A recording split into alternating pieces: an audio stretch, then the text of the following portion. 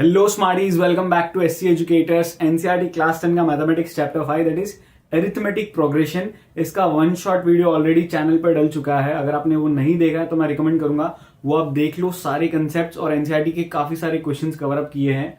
अब बात करते हैं इस चैप्टर से आए हुए प्रीवियस ईयर क्वेश्चंस। पिछले सालों में किस तरह के क्वेश्चंस पूछे गए हैं। तो सबसे पहला क्वेश्चन है the ratio of the 10th term to its 30th term of an AP is 1:3 and the sum of its first 6 terms is 42. Find the first term and the common difference of AP. तो हमें दिया क्या है, सबसे पहले 10th term to 30th term मतलब A10 और A10 के अलावा A30, इन दो चीजों का हमको रेशियो दिया हुआ है। A10 अपॉन A30, इसका रेशियो कितना है 1:3। अब A10 को क्या लिख सकते हैं हम, A प्लस 9D और A30 को क्या लिख सकते हैं, A plus 29D।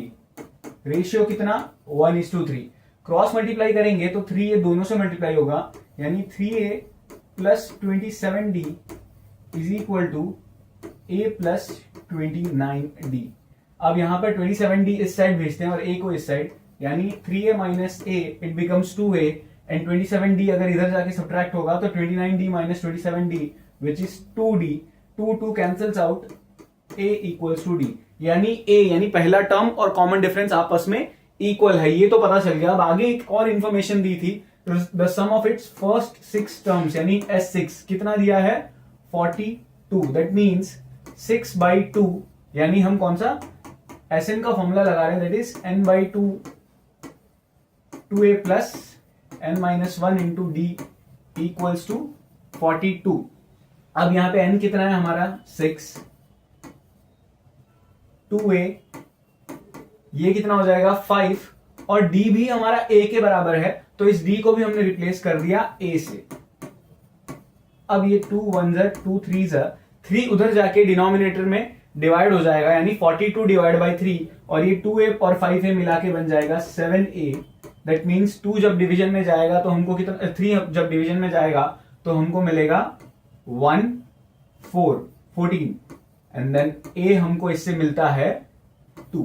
The first term is 2 and the common difference will also be 2। क्यों? क्योंकि हमारा A और D आपस में इक्वल है। दिखने में रेशियो वगैरह इस तरह के टर्म्स आ जाते हैं तो बच्चे घबरा जाते हैं, बट कंसेप्ट एक ही है, मोनोटोनस सेम फिक्स कंसेप्ट जो यूज हुआ है। कुछ ज्यादा एकदम आउट ऑफ द बॉक्स नहीं पूछा है, इतना बेसिक आइडिया हमको ये लगाना था। Next question, if the sum of first 7 terms of an AP is 49 and sum of first 17 terms is 289, find the sum of its first 20 terms. CBSE ने last year ही 2024 में, मतलब अभी चल रहा है 2024, बट इस लास्ट बोर्ड्स में ही एक तरीके से ये डिट्टो सेम क्वेश्चन पूछा है जो एनसीईआरटी में। यानी हमको यहाँ पे क्या दिया हुआ है, देखो S7 का एक बार मैं फॉर्मूला वापस बता देता हूं, उसको हम डायरेक्ट यूज करेंगे। ठीक है, ये Sn का फॉर्मूला है, इसमें हमें S7 दिया हुआ है 49। That means 49 is equal to 7/2 2A plus 6D। ठीक है, ये 2 और 7 को सेट भेज देते हैं तो 49 into 2 upon 7 equals to 2A plus 6D। That means ये 7 1 7 7 7 2 14, so 14 equals to 2A plus 6D। ये तो हमको ये पहली इक्वेशन मिली। ऐसे ही दूसरी इक्वेशन जिसमें हमें S17 दिया हुआ है 289, so 289 equals to 17 upon 2 2A plus 16D। 2 और 17 उधर चला जाएगा, so 289 into 2 upon 17 equals to 2A plus 16D। यहां पर 17 तो ये मिलेगा हमें 34 equals to 2A plus 16D। अब यहाँ पे एक के नीचे एक हम टर्म ले लेंगे, एक के नीचे एक इक्वेशन ले लेंगे और एलिमिनेशन कर देंगे यहाँ पर। सो डिनोमिनेटर्स का sign change, 34 minus 14 is 20, 2A cancels out, 16D minus 6D is 10D। So इससे हमको मिलता है D इक्वल्स टू 2।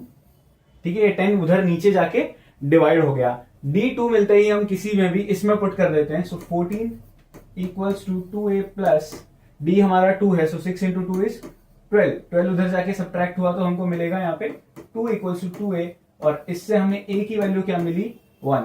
देखो अब a और d तो ढूंढ लिया, लेकिन एक्चुअल में हमें ढूंढना क्या है, सम ऑफ n टर्म्स, ठीक है, सम ऑफ फर्स्ट 20 टर्म्स।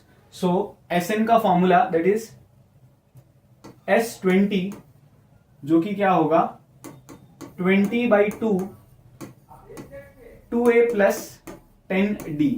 अब यहां पर ये तो बन गया 10 और 2a हमारा 1 था, सो 2 इंटू 1 इज 2, d हमारा 2 है, सो 10 into 2 is 20, that means 10 into 22 which gives अस 220। तो S20 की वैल्यू हमें क्या मिलती है, इससे हमें 220। वेरी इजी, बहुत ही interesting question. Next, if k plus 2 4k minus 6 और 3k माइनस 2 ये 3 कंसेक्यूटिव टर्म्स है। देखो बेसिक में हो सकता है ये 2 मार्क में आ जाए, स्टैंडर्ड में तो एमसीक्यू में ही आ सकता है। सो डिफिकल्ट उतना नहीं है, लेकिन दिखने में कॉम्प्लिकेटेड लगता है। इस तरह का कोई भी क्वेश्चन आए, के अल्फाबेट बदल के ए दे देंगे, एन दे देंगे, बी दे देंगे, कुछ भी दे देंगे, प्रोसीजर सेम टू सेम है। दैट इज अगर ये तीनों चीजें एपी में है, एपी है, तो फिर कहीं ना कहीं common difference constant, common difference constant means second term minus first term will be equal to third term minus second term, यानी a2 minus a1 a3 minus a2 के बराबर होगा। वैल्यू पुट कर देता हूं यहां पे, चाहो तो इसको और सिंप्लीफाई कर सकते हो, that is a2 plus a2 equals to a3 plus a1, यानी इस a2 को इस साइड भेज दिया और a1 को इस साइड भेज दिया, तो ये क्या बन गया 2a2 equals to a3 plus a1। 2a2 कितना है हमारा 4k माइनस 6, a3 कितना है 3k माइनस 2 और a1 क्या है k प्लस 2। अब यहां पे ब्रैकेट हम खोलते हैं तो क्या बनेगा, ये कुछ ऐसा, यहां 4k और माइनस 2 प्लस 2 तो कट हो गया, 4k इधर आ जाएगा और 12 इस साइड, यानी 8k minus 4k will be equals to 12। So यहाँ 4k मिला 12, सो k की वैल्यू हमको मिलती है 3। कुछ इस तरीके से हम सॉल्व करेंगे और आपका कैलकुलेशन थोड़ा शार्प होना चाहिए, नहीं तो आपके मन में आएगा ये 2 मार्क में कैसे, 1 मार्क में एमसीक्यू में कैसे पूछ सकते हैं। डेफिनेटली पूछ सकते हैं, कहीं ना कहीं एमसीक्यू का ही क्वेश्चन है, बस बिना ऑप्शन के मैंने यहाँ पे प्रेजेंट किया है। इस तरीके से आप सॉल्व करते हो, हमेशा इस तरह का क्वेश्चन आए अल्फाबेट्स वाला तो समझ जाना, अगर एपी में है तो ऑब्वियसली कॉमन डिफरेंस कांस्टेंट, इससे भी हमें कॉमन डिफरेंस मिलता है, इससे भी कॉमन डिफरेंस मिलता है, तो दोनों चीजें आपस में इक्वल हुई और इक्वेट करके सॉल्व करना था। How many terms are there in AP whose first and fifth term are so and so respectively and the last term is 62। ठीक है, first term that is A हमें दिया हुआ है, कितना है हमारा -14, फिफ्थ टर्म मींस a5 दिया हुआ है 2, और last term that is an हमें दिया है कितना 62। अब देखो फिफ्थ टर्म मींस a5 कितना दिया हुआ है हमें a प्लस 4d, जिसमें a5 की वैल्यू दी हुई है 2, a की वैल्यू -14, कॉमन डिफरेंस दिया नहीं है, सो ये -14 उधर जाके ऐड होगा तो बनेगा ये 16, 2 ऑलरेडी प्रेजेंट है, -14 उधर जाके ऐड हुआ, सो d की वैल्यू इससे हमें पता चलती है 4। देखो d मिल गया, a है, an है, सब कुछ है, सो सिंपली an का हम फॉर्मूला यूज करेंगे, सब वैल्यू पुट करके n की वैल्यू ढूंढ लेंगे। an कितना है हमारा 62, a कितना है -14, d कितना मिला अभी जस्ट 4, सो -14 पहले तो उधर जाके ऐड हो जाएगा, तो ये बन जाएगा 76। इसके बाद ये जो 4 है वो डिवीजन में आ जाएगा, क्योंकि यहां मल्टीप्लीकेशन में n-1 के साथ, सो इक्वल्स टू n-1, सो यहां पर ये मिलेगा हमें 19 और n की वैल्यू इससे हमें मिलती है 20। तो टोटल नंबर ऑफ टर्म्स हमारे इस एपी में या इस डेटा के हिसाब से एपी में कितने होंगे 20। Next question, which term of the AP is first negative term? Now this is an interesting question, ऐसा क्वेश्चन पूछते हैं, फर्स्ट नेगेटिव टर्म, तो नेगेटिव टर्म है, पता कैसे चलेगा कि नेगेटिव टर्म आएगा कब, तो वेरी सिंपल, कभी भी इस तरह का क्वेश्चन आए तो समझ जाना an को आपको 0 लेना है, विच टर्म विल बी 0 तो भी ये लेना है, which term will be the first negative term तो भी ये लेना है। अब करना क्या है, हमारे पास a भी है, b भी क्लियरली दिख रहा है, 61 - 65 दैट इज -4। अब an का फॉर्मूला लगा लो, an कितना 0, a कितना 65, b कितना -4। अब यहाँ पे 65 उधर जाएगा तो -65, -4 जो है वो डिनोमिनेटर में चला जाएगा, इक्वल्स टू n-1। अब इससे डेसिमल में मत ढूंढना, बेटर रहेगा। चाहो तो ढूंढ भी सकते हो, गलत नहीं है, बट हम क्या करेंगे यहाँ पे 65/4 + 1 equals to n, and this gives us, यहाँ पे एलसीएम लेंगे तो 65 + 4, ये 4 से मल्टीप्लाई होगा, और whole upon 4 which gives us 69/4। और अगर मैं डेसिमल में ढूंढूं तो कहीं ना कहीं ये मुझे कितना मिलेगा, 17.28 1 अगेन 2 17.25 समथिंग।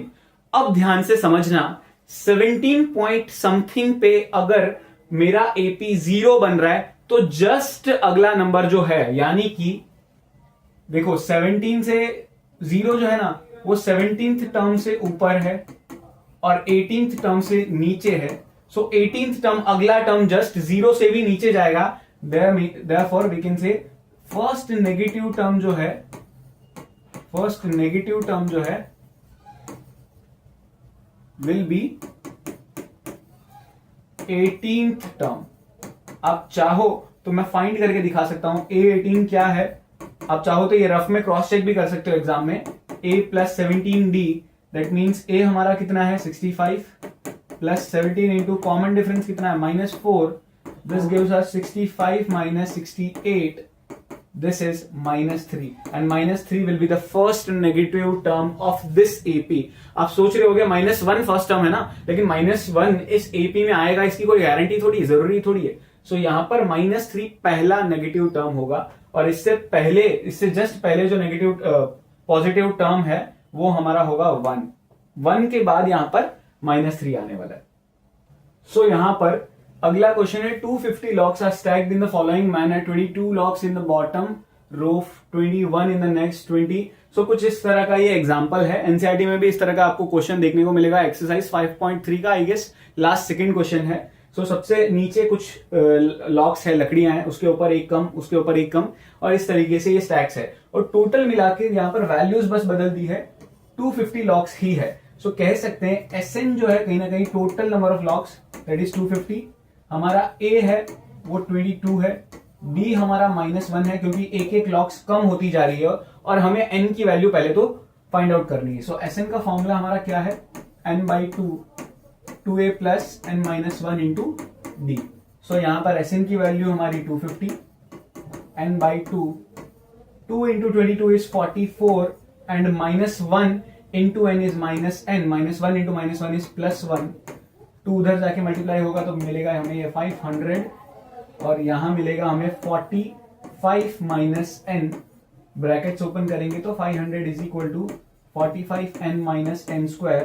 दोनों चीजें उस साइड चली जाएगी तो n² - 45n and +500 equals to 0। सो यहां तक तो हमारा ये काम हो गया। अब हमें करनी है मिडिल टर्म स्प्लिटिंग।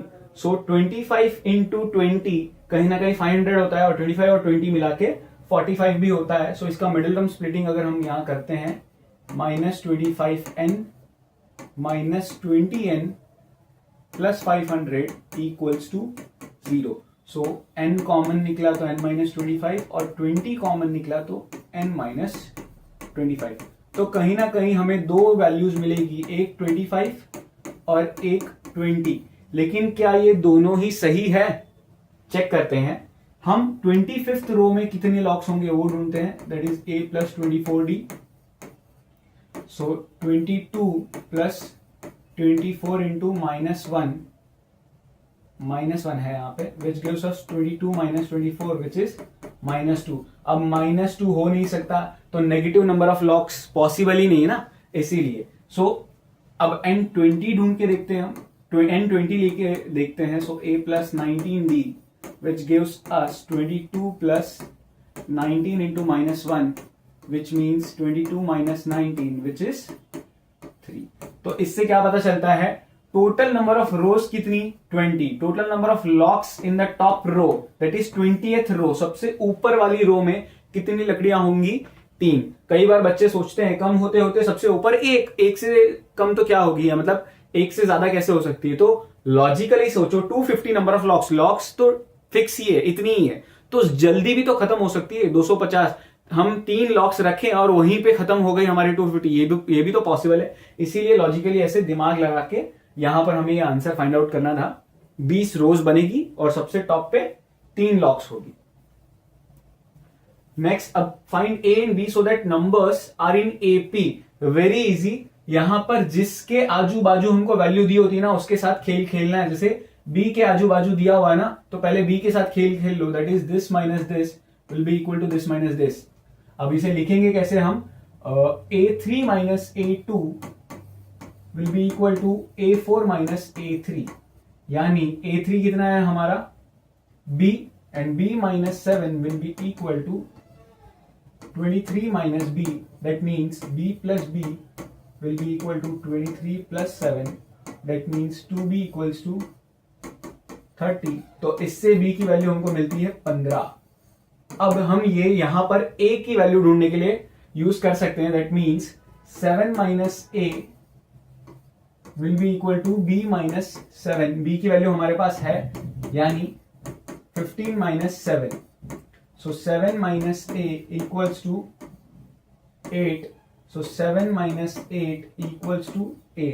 A की वैल्यू इससे मिलती है -1। इस तरीके से हम वैल्यू यहां पर फाइंड आउट करते हैं। ये -1 मिलता है, देन 7 8 का डिफरेंस, देन 8 का डिफरेंस। इस तरीके से हम सॉल्व करते हैं। बहुत ही मस्त इजी सा क्वेश्चन था, आई होप समझ में आया होगा। इस तरह के कोई भी क्वेश्चन है, आपको सिंपल कॉमन डिफरेंस का ही हेल्प लेना है, ज्यादा चांसेस यही है। Next, the sum of 4 consecutive numbers in AP is 32 and the ratio of the product of first and last term to the product of 2 middle terms is 7:15. Find the numbers. यानी हमें 4 consecutive terms का सबसे पहले तो बोला है कि AP में है। अब consecutive terms, 4 consecutive terms को हम कंसिडर कैसे करते हैं? कभी भी याद रखना, 4 consecutive terms बोला हो तो हमको A minus 3D, A minus D, A plus D और A plus 3D, ये 4 टर्म्स ही कंसिडर करने हैं। हमेशा याद रखना, 4 कंसेक्यूटिव टर्म्स हो तो ये इन्हीं 4 को लेना है। अब क्या बोला है? इन चारों का सम। अगर इन चारों का सम बोला है तो कहीं ना कहीं बीच में प्लस आ जाएगा, और अगर बीच में प्लस आ जाता है तो ये -3D plus 3D cut, -D plus D cut, क्या बचता है? 4A, जिसकी वैल्यू कितनी दी है? 32। सो हमें मिलता है 4A equals to 32। That means A equals to 8। A तो 8 मिल गया।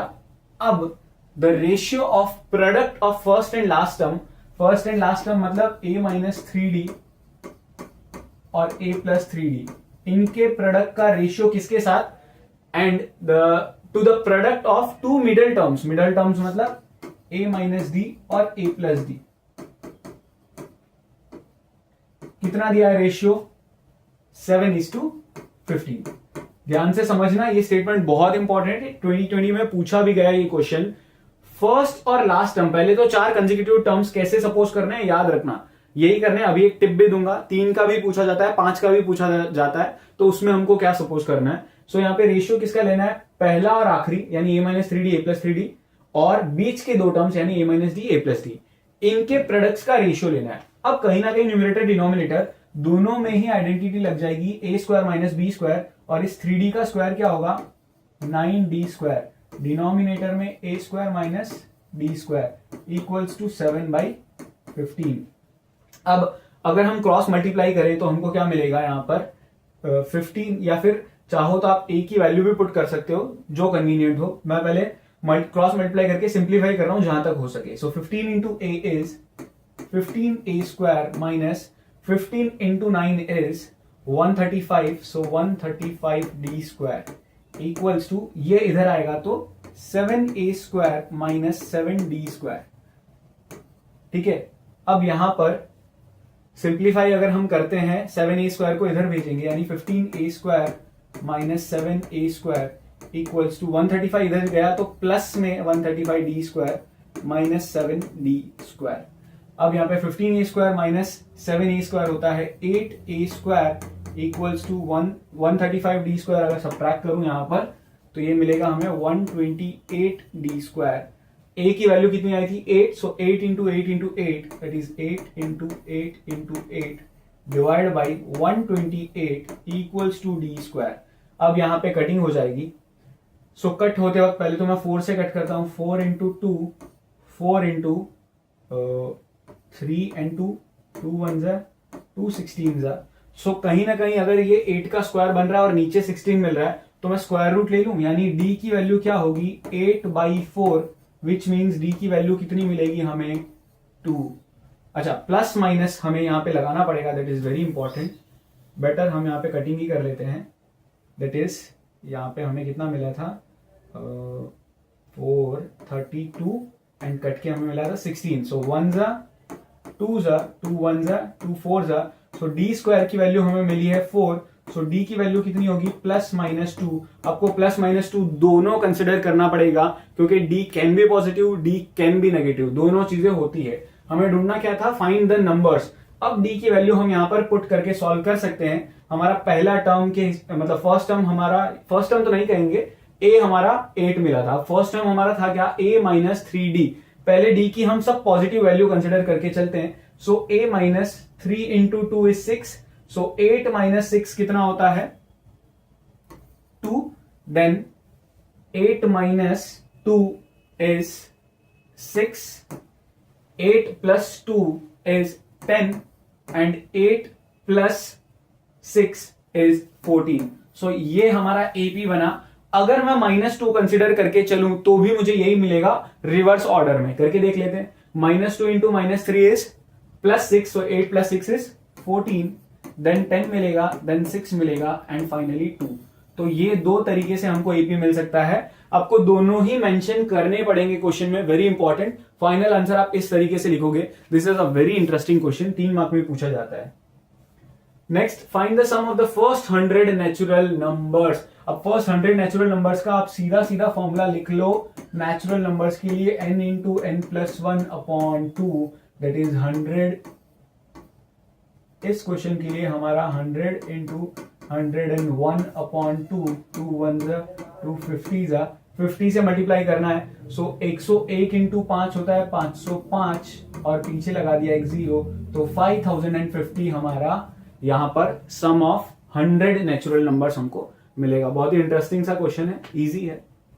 Next, in an AP given that first term 54, यानी a की वैल्यू कितनी है 54, d की वैल्यू कितनी है -3, an की वैल्यू कितनी है 0। हमें n और sn दोनों ढूंढना है, n भी ढूंढना है और वो जो n की वैल्यू मिलेगी उसी से sn भी ढूंढना है।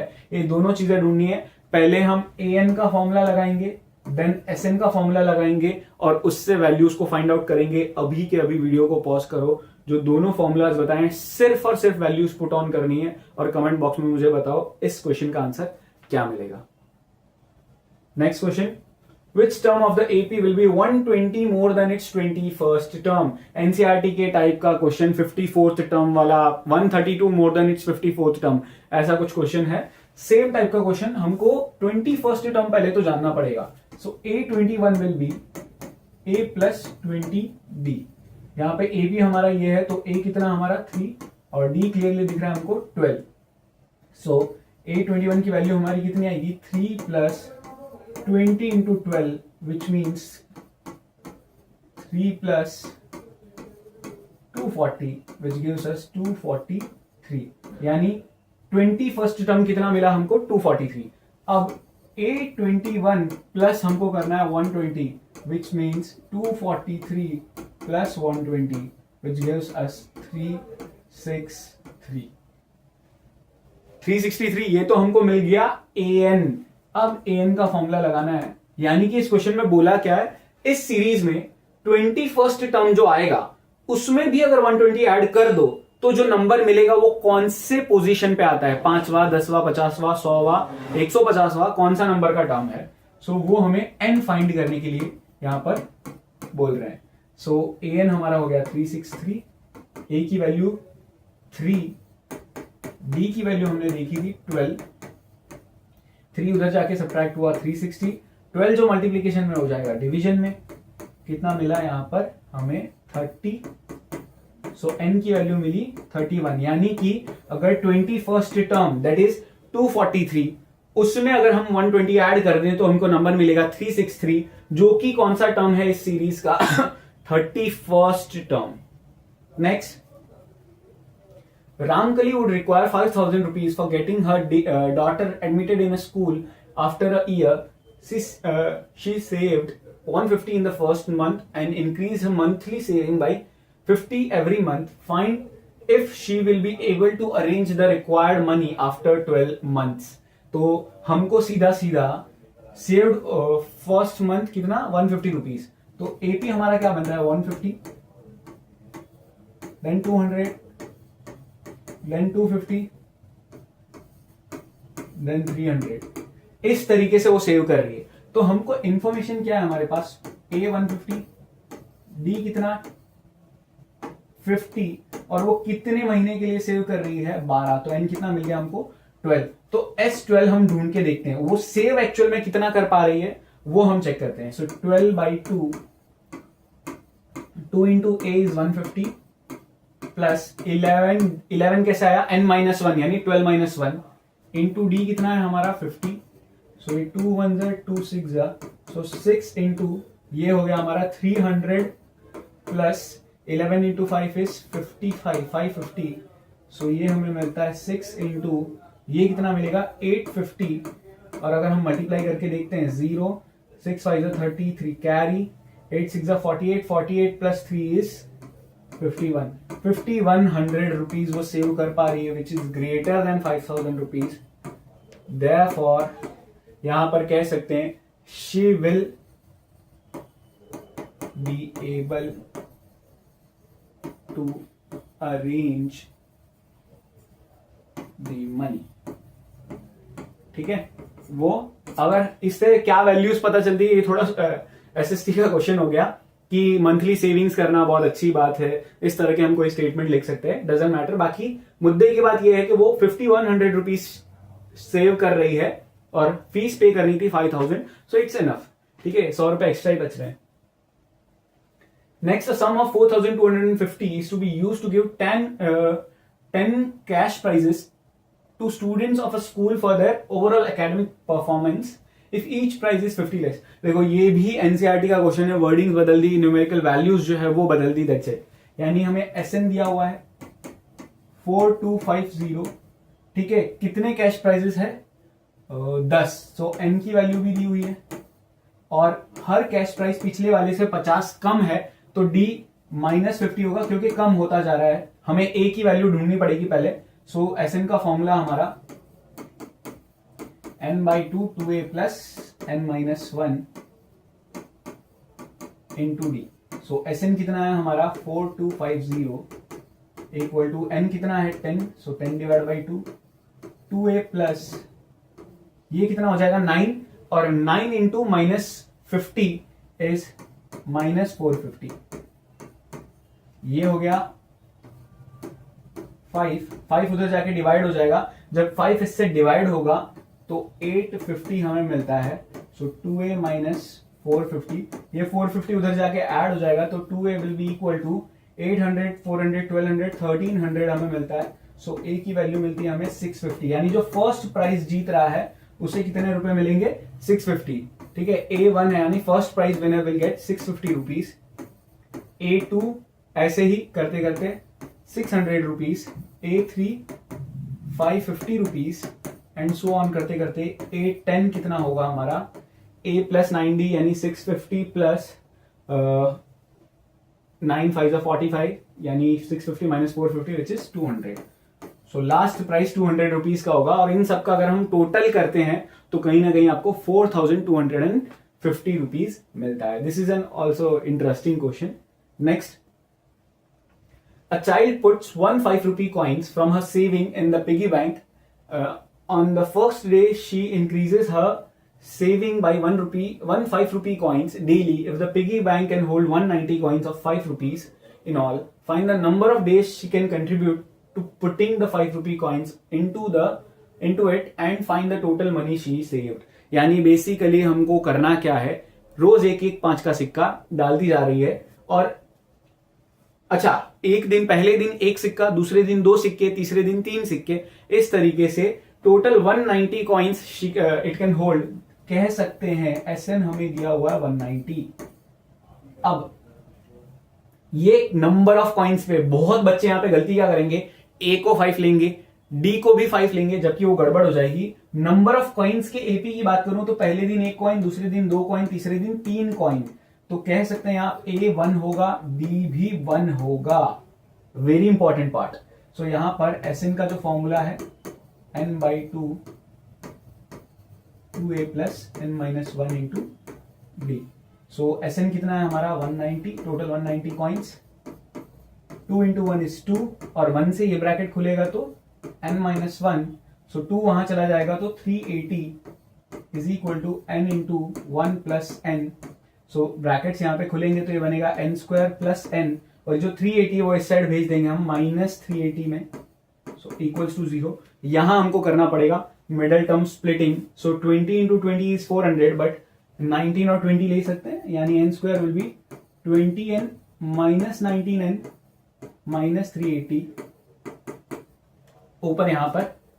सो n plus 20 minus 19 n plus 20 equals to 0। एक n की वैल्यू आती है -20। अब माइनस नंबर ऑफ कॉइन्स हो नहीं सकता, माइनस नंबर ऑफ डेज हो नहीं सकता, n आता है 19। सो कह सकते हैं टोटल इट टेक्स 19 डेज।